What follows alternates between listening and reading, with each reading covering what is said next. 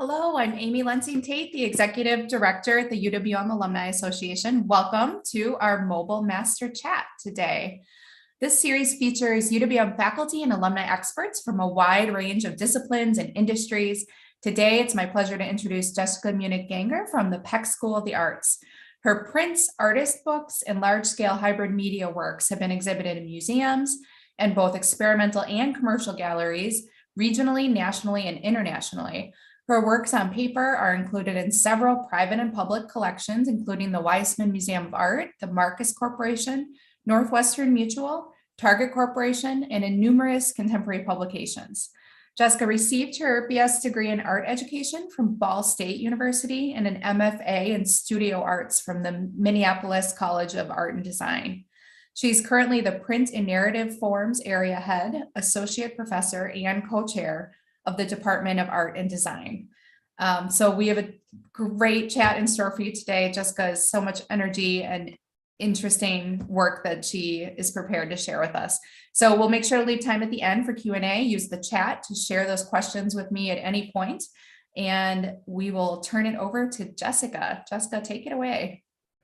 Great. Thank you for the invitation, Amy, and thank you everyone for joining us. I hope you're enjoying your lunch today. I am speaking to you from my studio at the Kenilworth Square East Studios in next to Whole Foods on Milwaukee's east side, very close to campus. This is a faculty and student studio facility, and we are hosting, by the way, if you have a pad of paper near you, we are hosting a Kenilworth Square East open house for art and design, and that will take place on May 7th from 11 to 2 p.m. So all of the art and design faculty, graduate studios will be open as many galleries and working spaces, so you can come and meet other, maybe past professors or and students and see that. It's going to be fun for all ages. So we will have a few make and take, not at the scale as Kenilworth Open Studios. It's a different event. So if you've attended the Open Studios in the past, this is just specifically art and design, and it's going to be scaled down a bit because of, just where we're at within a global pandemic, but it will be very active, and we would really hope that you will mark that on your calendars and attend if you'd like to learn more about art and design. So I'm just honored to be here, and I'd like to share my interest in art and research with you. And I'm picturing all of you as this is promoted to alumni. I'm imagining you all as undergrad or graduate students. And so I'm freezing you at that age. So it makes me less nervous because I'm used to talking to students. So I'm imagining all of you as an audience as within that age bracket. So forever immortalizing. Okay, so this is my studio. I'll just do a quick view of, it doesn't look like a normal office, right? It's kind of messy. I'm kind of messy. Students call me Messy Jessie, but it's active, and this is where I create my artwork and prepare my lessons for students. And now I'm going to share my screen. So here we go. I'm used to teaching, I'm used to teaching, but I'm also used to presenting to live groups. So this is very awkward. I hope this is okay.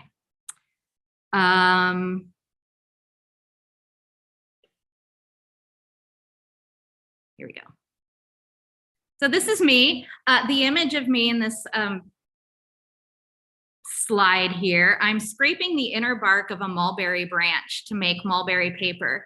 And a lot of my talk is about utilizing sustainable and natural elements to create artwork and sort of those traditions throughout history and throughout many different cultures. So here I take students on a summer study abroad trip to Korea and Japan. I go with my colleague, the head of printmaking at MIAD, Rina Yoon, and we just focus on Japanese and Korean paper crafts. And this is me creating paper from the source by scraping pulp from the inner lining of a mulberry branch. I always ask my students if there was ever a piece of artwork where they kind of catch their breath and just kind of re-examine, like it's so powerful that they kind of re-examine their thoughts or their ideas. And I invite you to do the same. I don't know if you've ever been so moved by an artwork, but this was one for me for sure. And I think it's kind of a precursor of my current research interests. And this is by Charles Ray. And this was a log that this is a reproduction of a fallen tree that he found on near the West Coast. And it was, the original was decaying. It was just kind of this like beautiful specimen. So he actually transported it to his studio, broke it down in bits with a chainsaw and replicated it with his chainsaw. And then each section he created a mold and then recreated it in fiberglass, sent all of the sections to Osaka, Japan, and had them recreated by Japanese woodworking masters.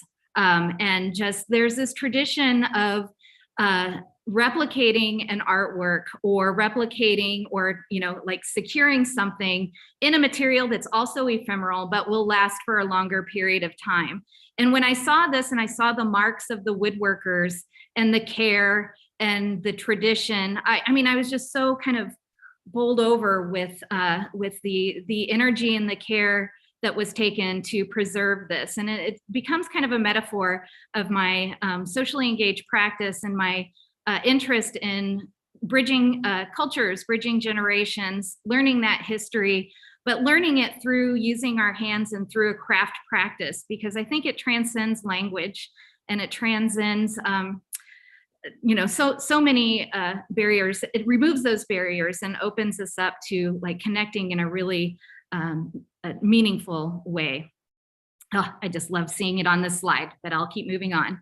And then there's the artist Dohosu, and he did these beautiful rubbings of his apartment, and he's done rubbings in of his personal apartment, but then rubbings as a means to secure memories of even his childhood home and ideas of displacement and place, and recording these memories. And the translation of rubbing, the R and the L, sounds it's close to loving. So he talks about his process of making these rubbings as a loving experience of memory and place. And to see those works, I'm really moved by that idea as well. And so just like taking the time and using our art as a meditation and a reflection, I just think is just so powerful. And that's what I like to communicate with my students. This is a piece, a personal journal at a large scale that I did at the Minneapolis College of Art and Design. And this, during that year, it was very close to how we're navigating just this era, right? This time of unrest, loss, grief.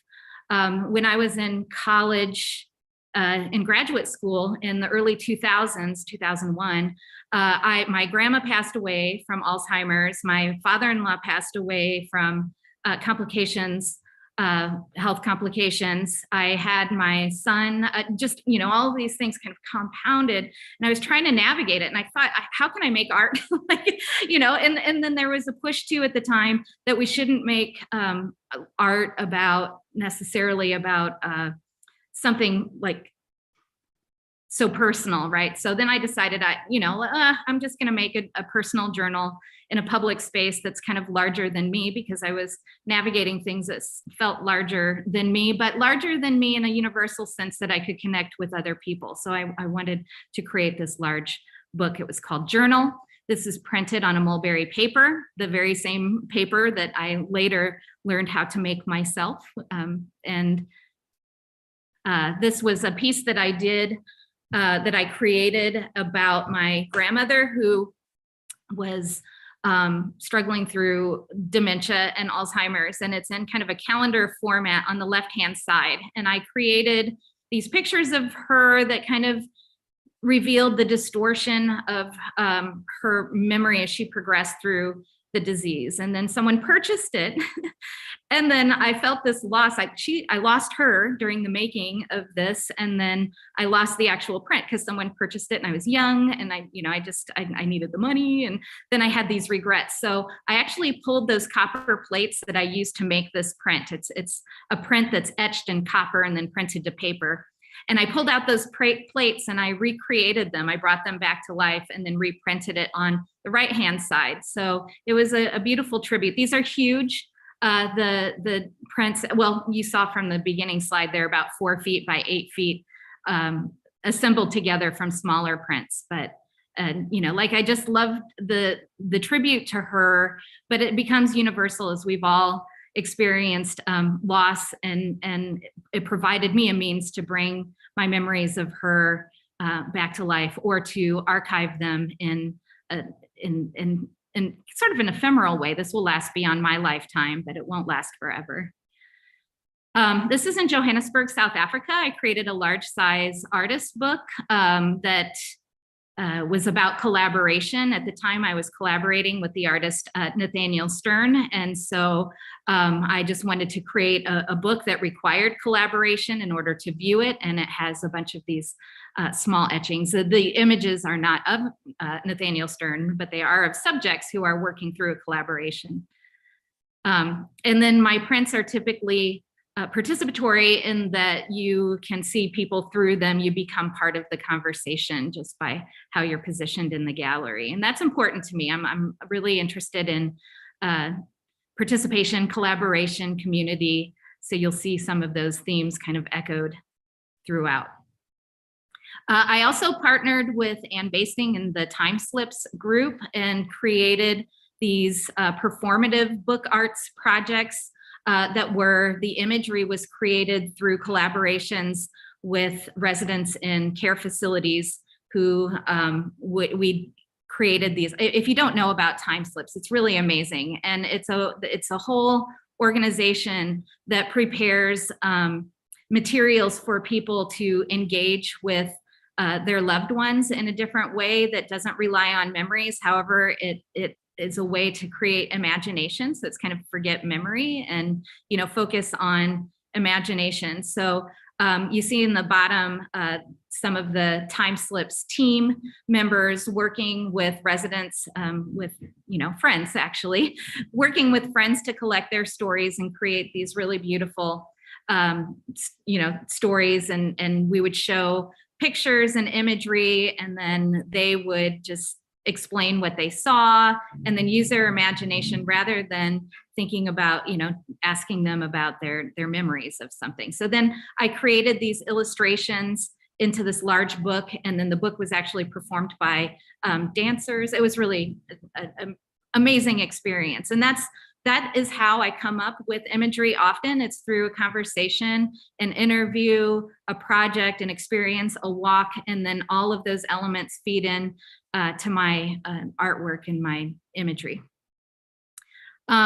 I lived in Minneapolis for a period of time, and there is this beautiful center there called Open Book, and it has a letterpress studio, a publishing arm where writers have their own studios, a coffee shop, a gallery. There are all kinds of things going on, but the artist Karen Worth created the staircase of pages of paper, and it just really made me think about paper as architecture and how we can move through just the significance of our interactions with paper as spiritual, as scholarly, and how wonderful it is to actually move through it in this kind of form. It becomes almost cinematic or animated, although it's still. So I just love the time-based element of this. And then I traveled to Korea and Japan, and just seeing the traditional architecture that used paper as wall coverings, paper as window coverings, that paper on the floor, and it's like, oh my gosh, a womb of paper. This is like amazing. So just like just the power of that and being surrounded by it, and that history is just so moving. So these are just, I'm giving you little bits of inspiration, like what I have been really moved within my life and journeys. Boy, I can't even remember what year it was. Maybe, I don't know, it was maybe 10 years ago or something. I traveled to Korea with Rina Yoon, and we learned the traditional methods of making hanji, which is the mulberry paper. And hanji is used, was used for calligraphy, was used to cover the walls, cover windows. It's just a really extraordinary and strong paper. And so we now take students every few years to learn this really treasured, beautiful technique. And I know there are a lot of local artists, Nirmal Raja is one, is probably in this audience, and Rina Yoon, where we work primarily with hanji because of its properties. It's really an amazing paper. And what's really important about this paper is the strength of the fiber, but also the purity of water. And so that actually connects me with Milwaukee and just the issues that we have with, water justice and water, like renaturalization of waterways, which I'll get to later. But that whole idea of water is really as important as the paper. The group of students that Rina and I take to Korea and Japan, we spend a good portion of time at a temple in the very southernmost part of South Korea, and we work with a Buddhist monk who is known. He's a national treasure of intangible craft, and he has brought back this tradition called takban, which I'll show you in a second. But here's a group of students that we took in a past. So if you can imagine leading a group of 16 plus students through Seoul and on the subway and in cabs, it's something else, but it's a true joy.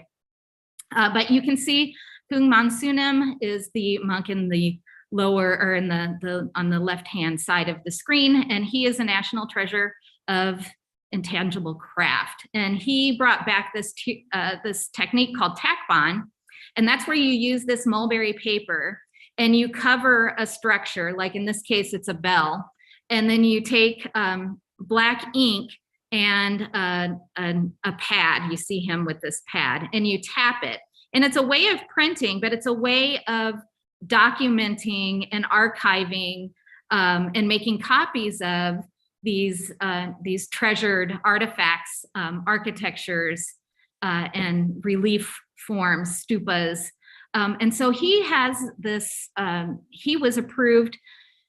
Oh my goodness, I'm just so excited. Okay, catch my breath. So he went back and learned this technique. It's been a tradition for a long time. It was a lost tradition. He brought it back. And then he was given access to North Korea to take impressions from different monuments and different architectures to bring down to preserve the history. So it's this idea of preservation. And the purity of the water, the strength of the mulberry fibers to make this paper.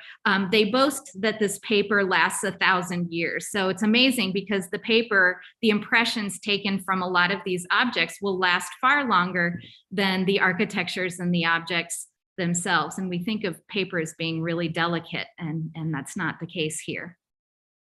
So then I decided I wanted to document Milwaukee. And so I've been using papers handmade either from native Milwaukee plant specimens, and I also continue to use the hanji mulberry paper because it is fantastic to work with. And I like kind of bridging those traditions. So I've been documenting Milwaukee architectures to preserve them. And not only Milwaukee, I've been preserving architectural forms from South Africa, from my travels to South Africa, from India, from Japan, from Korea, from Milwaukee. I've been collecting images of several things. Architectures that are of my master's workshops, my teacher's workshops. I collect architectures of some of my favorite places and sites in Milwaukee. or just buildings that I feel sort of that have a personality that I want to preserve, because I know that by looking at that architecture, it's not here for very long. So then I just started creating these, and it's printmaking. So I'm creating a drawing, and then I'm putting that drawing on like in this case, a screen print. These are all screen printed on the Hanji paper, and printing it in multiples. So I'm making hundreds, like literally hundreds of these architectures.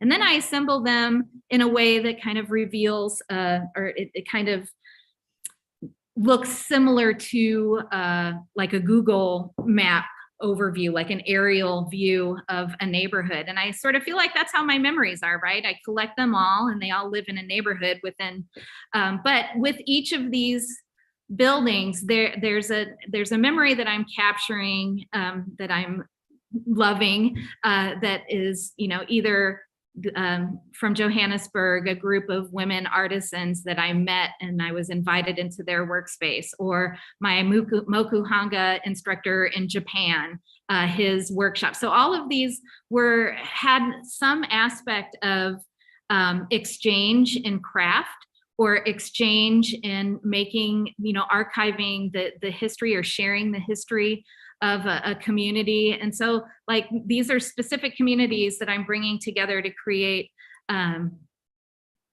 sort of my reimagined community of memory.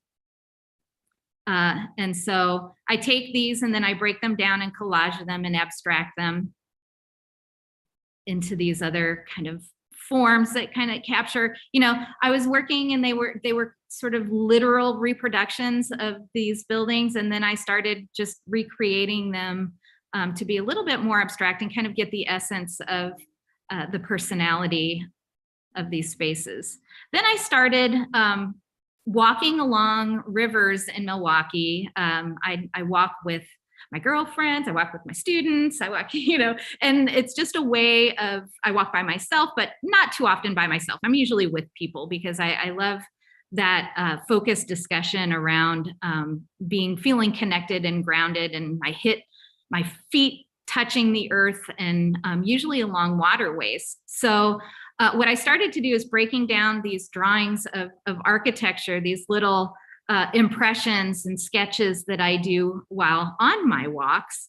And then I recreate those architectures into these organic kind of waterway forms. And all of them are based on actual waterways, either in Wisconsin, or in my hometown of South Bend, Indiana, or in India, or in Japan, or like these are all, water connects us all, right?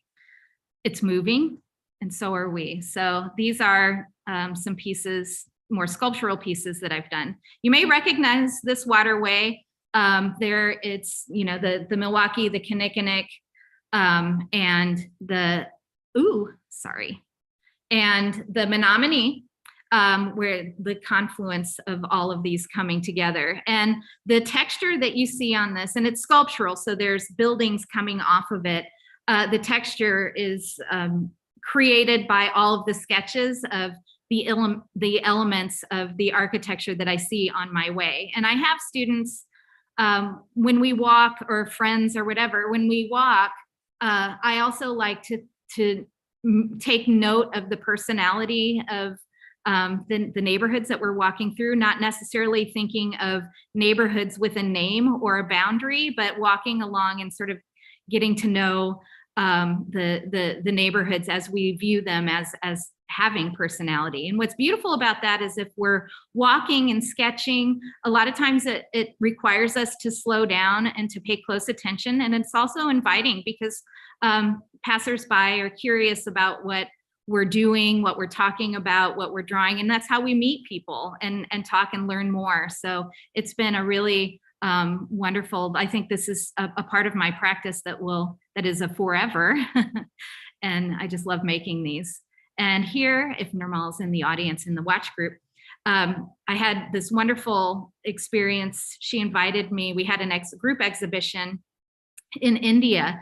and I got to take a bit of Milwaukee in India, and there's so many water issues in India, and I just loved learning and meeting artists and meeting students, and doing workshops and learning about how they're using art to point the public's eyes toward things that they really care about in terms of ecology and the health of water systems, and the concerns, the politics, and all of that surround those, when we all have the shared goal of preserving it because we need it for life.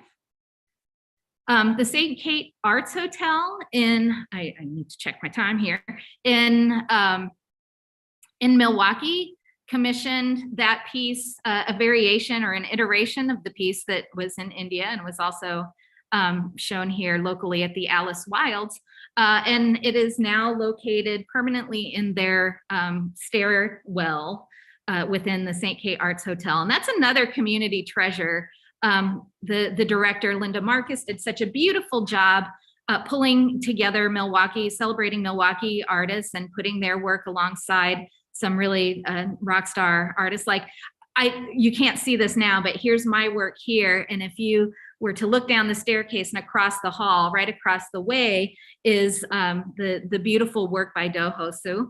And I just think, oh my gosh, I'm in the same building. Like, our work is in, somebody might see his work and then see my work, and there might be this, like, I don't know, not a connection there, but it's just really amazing to be in the same space. And so if you haven't visited this place, it's amazing. And I had to put this in here because the location of my work can be missed. You have to go up the stairs and then turn around. And then when I saw that we had to put a 16-foot ladder up to attach all the paper elements, I called my student, who's like a skater, parkour, kind of fearless, and I said, hey, can you climb up this ladder and help me with my work? So that's a recommendation. If you have, surround yourself with, adventurous, like, skaters. They'll do anything. Snowboarders too. So here's more of that work on Hanji. I gotta check my time here. All right. And I was invited to show work at the sorry, my mouth is dry. The Jeonbuk Museum of Art in South Korea. And this is really close to Jeonju, South Korea, where the tradition of paper is still the focus of the entire city. So this is where where Hanji is being archived and protected. And so I was invited to exhibit at this museum recently, just this past October. My show comes down on the 27th. So if any of you can get to South Korea by February 27th to see the show in person, it's just really an outstanding exhibition. So you see on the right wall, you see my work, waterways again, some of them. And this was an exhibition, but it's also going to be a hardbound catalog that documents the role of Hanji and the history of this wonderful paper used for art, architecture, everything. I mean, it's used for just about everything, utilitarian, spiritual, all of that. So it's a beautiful survey of artists working within that medium, both traditionally Korean artists, but this also includes international artists who are also doing that. And I'm just so humbled and honored to be part of that collection, permanent collection. The museum bought the series of my work. And I don't want to get choked up here, but I may. Sorry. So I created this work when my dad passed away 2 years ago. And to have it part of the museum collection is pretty amazing. He was a ceramics artist, and I recreated his studio as a journey, much like following the river. Sorry, choking up. Okay, let me separate myself from this. So I recreated the interior of his studio and all of his tools through paper, because I understand paper. He was a ceramic artist. I don't understand ceramics. So this gave me the opportunity to archive and do this tribute. So this is now in the museum at Jeonbuk. And like my original print of my grandma that sold, now I have to recreate this so that I have it here in Milwaukee. This is called Val's Transparent Gloss, the one in the middle. And it is a print that ascends to the heavens. and pays tribute to my father. These are all of his tools from his studio. Made of hanji, last 1,000 years. So I have been working with students at Kenilworth, where my studio area is. We have this PMF, it's called the Paper Makers Farm, and it includes plant specimens native to Milwaukee, and we grow this to create our own handmade paper that's Milwaukee made. And students, this is all student research. So they figure out what they want to plant, and then they use it to create paper and natural dyes. This is Claire Lafontaine. She was a graduate student a few years ago, and she was one of the founders of the Paper Makers Farm. And these are some of the prints that she created using the handmade paper and the fibers from that garden. This was inspired by a good friend, a dear friend of ours named Drew Madot, and he started Peace Paper Project, and it's based in Hamburg, Germany now. And he travels all over the world, and he creates paper as a means for healing. And he's done combat paper from fatigues, worked with veterans to create paper. He's worked with communities of immigrant communities to pulp paper and documentation. He's worked with women from the sex trade and had the Panties Project, where they use this to work through, in a community, in a communal setting, to work through trauma. So he's also done projects in Milwaukee with people who have been victims of gun violence. So everyone's bringing actual fibers and materials and transforming them into paper. So it's just this really amazing healing process where art can be transformative and healing in just a really meaningful way. I love Drew. And so he really inspired me to set up a print shop. So I've had students that have been making paper and these beautiful, this is Carly Keynes, and she collaborated with local poets who were interested in ecology-based work, and created these really beautiful prints, extracting messages from their poetry. This was a really powerful work.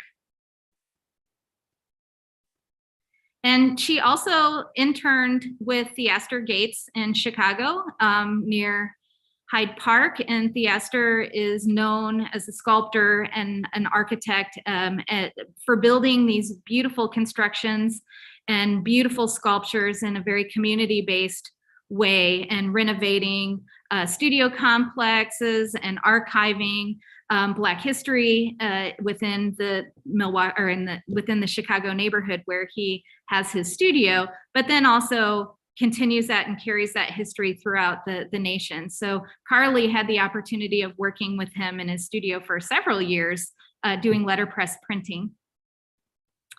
I have a current student named Celeste Contreras. She's amazing. Keep your eye out. She's an established, actually, I wouldn't even call her an emerging artist. She's an established artist in Milwaukee and coming back to school to get her graduate degree. And she has been researching her indigenous heritage through corn and the cycle of corn, and grew corn. And we laugh because it's in the corner of our paper farm. So she grew this purple corn and has been using it to make paper and pigments to document her history. And it's just, she's exploding out of her studio, and her work will be up in May in the Kenilworth Gallery, and it will document the whole history, indigenous history of bookmaking and language and illustration through the lens of, she's created this almanac and is studying marking time and recreating her and archiving her history through these natural processes. This also has been an endeavor that's been very community involved, like her research and connecting with other members of the community to inspire the imagery, and just her generosity in telling this story and archiving it is really powerful. And here's a glimpse into her studio and how she's creating the inks and the materials for her exhibition. So everything about this exhibition is from the ground up, like literally from seed. And I've joined, she's welcomed me into the ceremonies of planting, of blessing the ground and planting the corn. And through every stage, it's just been a true joy. She's been here for 3 years working and focused on this project for over a year. Which leads us to the big NSF grant that was awarded to the PI, Mary Miss Ryan Hollifield and Winsop Choi, who all worked together to create this. It's an extension of this watermarks idea that was the inspiration of Mary Miss, a New York-based artist. And her idea was to create markers all around Milwaukee.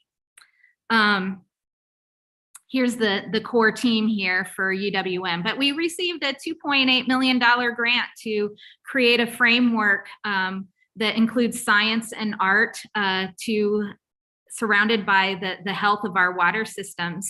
And so here's our amazing team. I look at these people almost every day through Zoom as we plan this project. It's funny to see it still in this project. But anyway, so we're working with neighborhoods all over Milwaukee to create these markers. And with each marker, it will inform that the community visually if if we're having a flash flood situation, or if there's a situation where we need to reduce our water use, like laundry, bathing, all of that, in order to protect the water so we don't get these massive surges of sewer water and rainwater going into the lake. So it takes, artists have been collaborating with scientists to work with the ranging neighborhoods to talk about these water issues. And then like in India and like in Korea and Japan, we're using art to help people become connected with these themes and to inspire stewardship and awareness. And so the stack over in the port area, formerly Jones Island area, that large stack is going to glow blue and red to let people know when there's a situation where we all need to be more careful about how we use the water. And this is at Acosta. This is an A marker.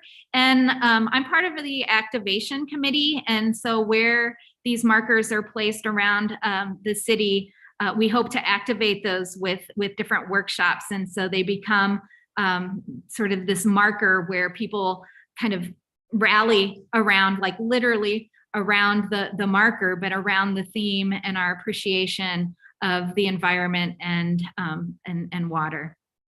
So I've been working with the neighborhood in Pulaski Park area where they renaturalized the FEMA concrete armor on the Kinnickinnick, and now they've planted long root plant specimens and they've redirected the water to slow it down so there aren't these dangerous floods of rainwater going into and sewer water going into the lake. It's been a really beautiful project. But I also need to say that with these projects, there is displacement and it does disrupt a community. So although it's good, we have to be real that there's still trauma involved with making these changes. And so we've used printmaking and paper making and these, I think it's important for art to point people to work with science, to make the science accessible. But it's also important as a means because with each of these issues, it takes two hands to clap, right? There's the benefits of it, but then we have to be really aware and conscious of the impact that has. Even though it's a good thing, there's negative impacts that happen as well.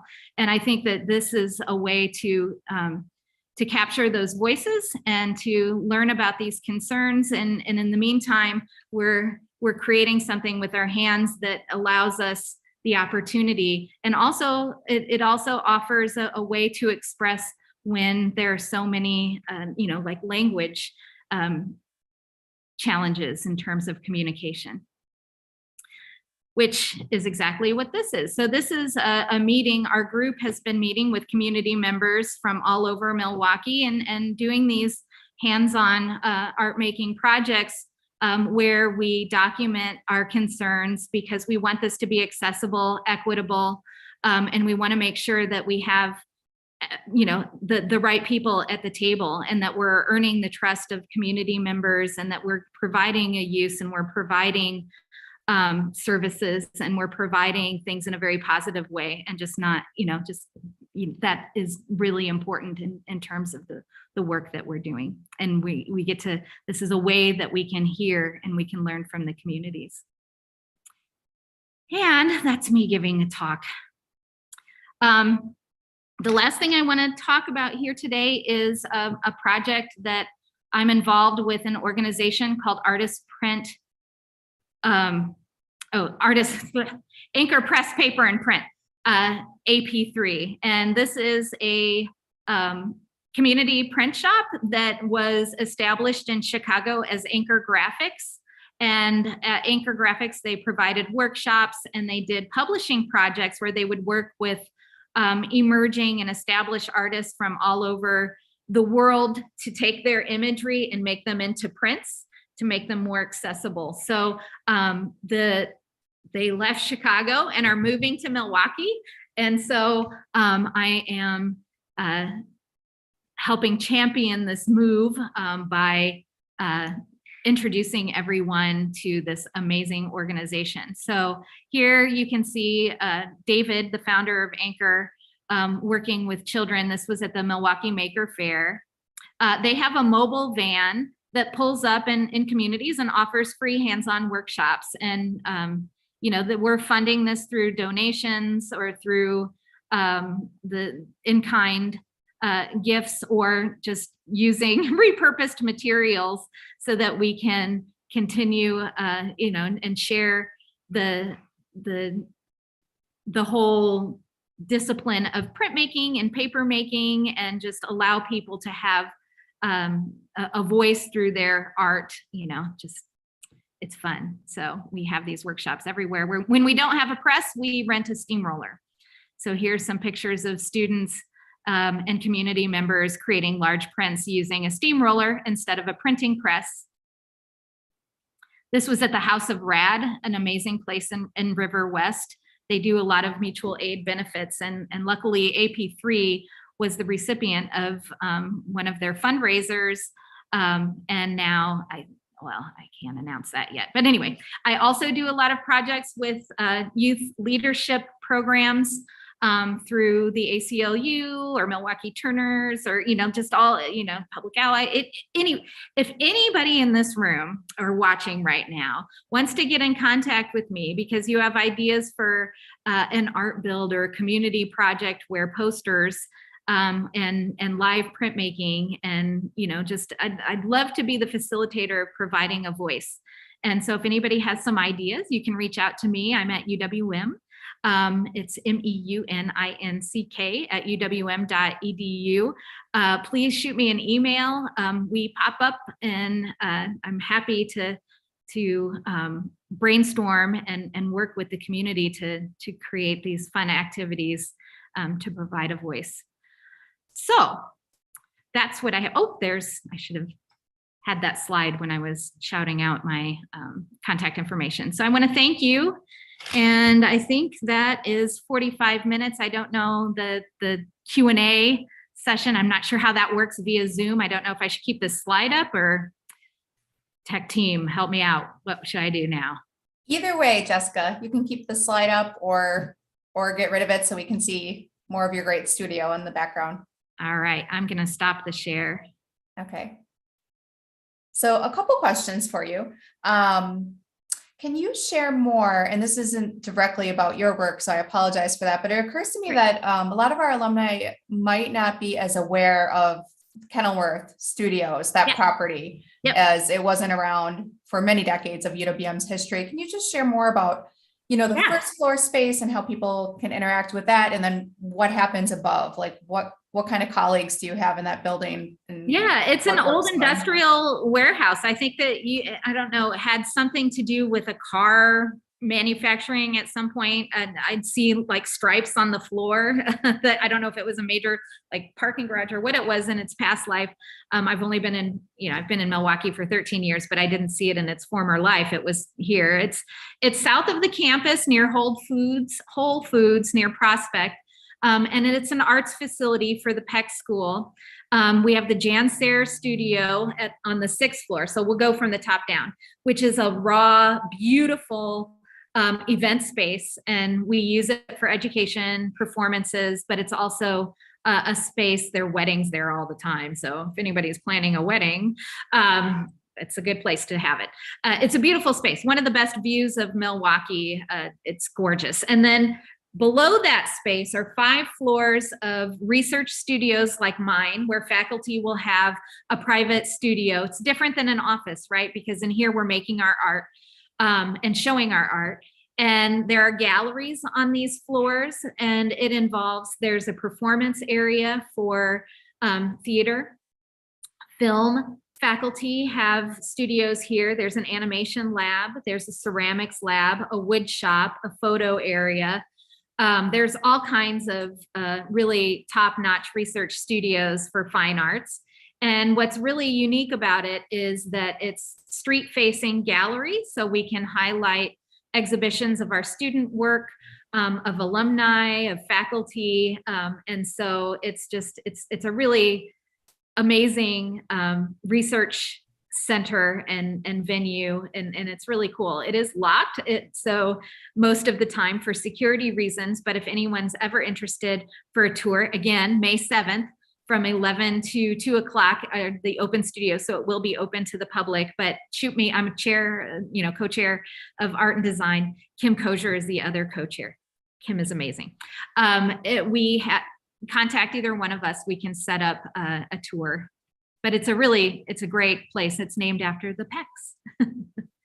Terrific. I can't tell you enough how great those open studio events are, and people should definitely check out the art and design one, because the hands-on opportunities and everything it has to offer is so impressive. Can you share a little bit more about the AP3, the mobile van, and is there an opportunity for, if alums have a community event or a school that they work closely with, and how accessible is that? How does that work? Totally. Just send me an email and we'll pop up. So what's really great, people have asked for birthday parties, whatever. The goal, our mission though, is to provide voice, right? And accessibility. And printmaking is a means of creating an artwork and then printing it multiple times. So like think about posters, but we're doing it by getting inky on our hands, like following those traditions. So we've popped up at schools, like at the neighborhood gatherings in Pulaski Park. We'll pull up. It's like a taco truck. It's like a food truck. We can just roll up. There's a wonderful organization in Milwaukee called Artists Working in Education that has a very similar. They have recreational programs where they pull up their art trucks, but we're not we cross promote, but we're not affiliated with that. We are AP3, and it's paper making and print making. We have a small press that we can roll into anything. So libraries, schools, community events, all of those are great. We've done food truck rally benefits. We've done a lot of mutual aid focused community, because everybody gets to walk away. They get to learn an art process for free, and they walk away with artwork to keep. That's incredible. Yeah. Not a question, but we have a comment in the chat from Terry, who says, thanks so much for the information. As a printmaker and making books myself, this was great. So just sharing, so thank you. Terry. And then I wanted to just explore briefly, could you speak more a little bit about grieving through art? And I don't know so much personally, but just like in general, if you have suggestions for alums that are listening that aren't artists in their everyday life, like what kind of value you think that provides. Well, I'm glad that you brought that up. I am in a group right now of artists that are exploring the aesthetics of loss. And if Normal Rasha is watching, Linda Marcus, there's a whole group of us who are gathering together and working through loss together. So I think, there's the support network. For me, because my whole passion and journey is about archiving and memories and culture and all of that. Like, I knew that I needed to archive, and like in terms of the personal aspect of it with my father, I didn't know his craft. And so I got to learn it through archiving it, through recreating his studio. So for me, that slowed me down and gave me a means for understanding him in a different way and taking it in, like not copying what he did, but understanding it through my own work and my own craft. So there's that. I do think that it helps to keep busy, and especially with printmaking and some craft practices. And I'm sure people in the audience maybe crochet or sew or cook or something where it just gives you a focus and then you can complete something. It keeps you busy. You have a choice. You can either focus on the grieving process, or it gives you a moment to focus on something else that is,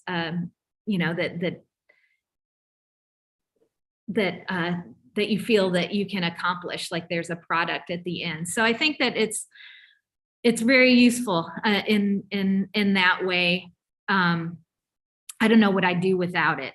Managing through, through the losses that we've had, and also connecting with people. And I really like it best when more people are coming. It's an isolated thing, but I do like it when I'm bringing together more people into a shared space and we're all actively creating transformation. That's a great reminder for folks that don't have the opportunity of art kind of in their everyday and in their occupations, that the place that could hold, especially with all the challenges we're currently facing just as a society. I think it's an important reminder.